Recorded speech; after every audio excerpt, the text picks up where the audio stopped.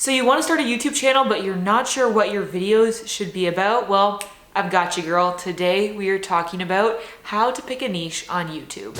Hey, welcome back to my channel. My name is Steckly, and here I love to inspire growing creators by talking about all things YouTube, Instagram, freelance, and filmmaking. Make sure you subscribe so you don't miss any of my future videos. I upload every Sunday, Tuesday, and Friday. So I know picking a niche is the most dreaded conversation for multi-passionate creators like myself. Trust me, I totally get it. Over the years on YouTube, I have posted about everything from Harry Potter to religion to history, all over the place. But I really do believe that one of the most important decisions you can make is what your niche is going to be. The easiest and fastest way to grow a channel on YouTube, if that is what your goal is to pick a niche and stick to it. Someday down the road, once you have a dedicated audience, you can consider how you might expand from that niche, but at least in the beginning, pick something and stick to it. Now, I know this is a lot easier said than done, so today I'm going to share with you my super straightforward and simple method for choosing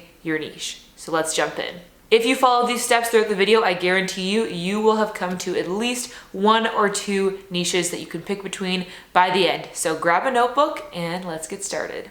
All right, you've got your paper. Write down your top 5 passions. I know this might be difficult for some of you. You might have more like 10, 15, but it's important.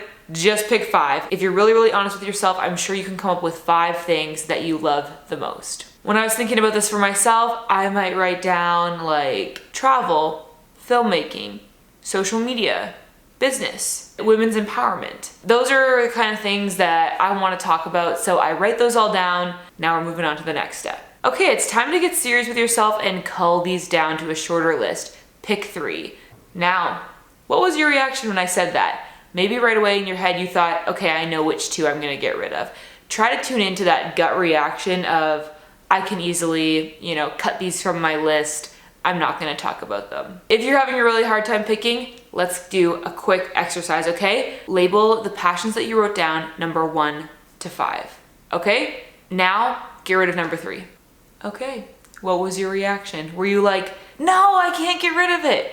Or were you like, yeah, okay, I guess I can let it go? If it was the second one, stroke it out.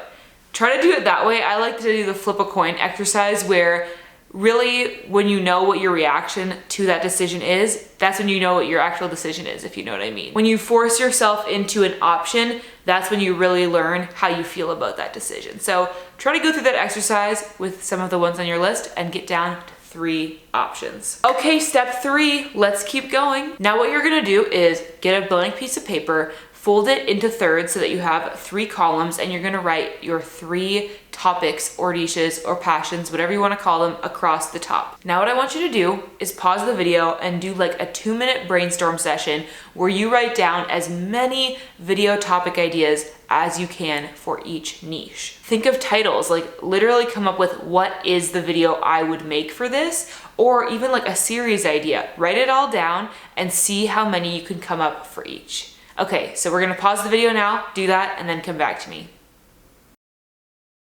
All right, you're back, sounds good. All right, let's evaluate what you were able to write down. I personally think that it's important to try to aim for like around 50 topics for a niche that you're gonna move forward with. Now, I know you maybe didn't take enough time to write down that many, but if you think about it, having about 50 topics is enough to make one video almost a week for a year. And that would be a really good amount of time to be committed to a YouTube channel. So I want you to aim to have like about 50 to 52 topics already brainstormed for videos, and that's gonna show you that you actually have the longevity you need to make it on YouTube. So now that you have your 3 niches in a chart, each with a different number of video ideas, I want you to take a look at which one you were able to write the most ideas for. You're probably gonna have a first place, second place, and third place when you actually start brainstorming that you realize, oh, maybe I can't actually make like 50 topics on that niche. Like I won't be able to make that many videos.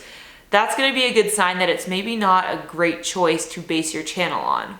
Now, if you are one of those people out there that has 2 columns that have an equal number of topics, here's what I want you to do. Turn your paper over, start on a fresh side, and what you're gonna do is try to brainstorm a list of like at least 20 video topics that are your 2 niches merged together. So for instance, for me, when I was thinking about this channel and what I wanted to do, I was like, I want to do travel and filmmaking. I've pivoted slightly since then, but at the time I was like, okay, I have all these travel ideas, that's awesome. I have all these filmmaking ideas.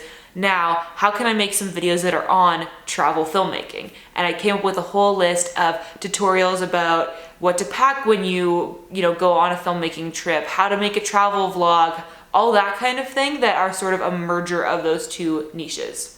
If you could come up with a really solid list of those two together, another example might be if you want to be a food channel, but you also really love travel. Maybe you can make some videos about food in different cultures. You can come up with a list of different, restaurant ideas in different cities, something like that. If you get what I mean, you're just trying to figure out how you can build those two niches together. And once you see if you can have a really solid list of those combination videos, that's a good sign that you could make your channel a travel food channel, or a travel filmmaking channel, or a fitness and vegan channel. Like whatever it is, there might be overlap between the two niches that you're passionate about. See how those can fit together, and if you can make a long list of those, then I think that means those two niches vibe well together and you could make a channel with those two things combined. Whereas if you have two niches that are equal but you can't figure out how they would mesh, I think that might be a sign that the audiences also might not vibe with both kinds of content, and it might be better off picking one and maybe having another channel for the other topic. Now you've got a sense of what topic you can do moving forward. So maybe you'll have a singular niche channel, or maybe you'll have one that's a combination if your niches work well together. But overall, I would just really encourage you to focus on one or a combination of two things at a time. Really try not to be too general, because that's what's gonna help you grow. Now, another option is maybe your niche isn't the subject matter, maybe your niche is the audience. So for me, I don't make videos just about YouTube or just about Instagram, for example. I make videos that are for growing creators. So I'm trying to help out creators online that are making stuff for social media, whether it's Instagram or YouTube or blogging, etc. And so all of it works well together because it's for a specific audience that I think would be interested in all of those topics. So maybe your audience is something like that too, where you can create a variety of topics all for that one identity. So maybe your audience is like college students, and so you could make videos about living on a budget, or things to do for fun for free in your city, or how to study for an exam. So those are all very different things, but they speak to the same audience. So your niche could also be a very specific sort of ideal viewer that you come up with in your mind.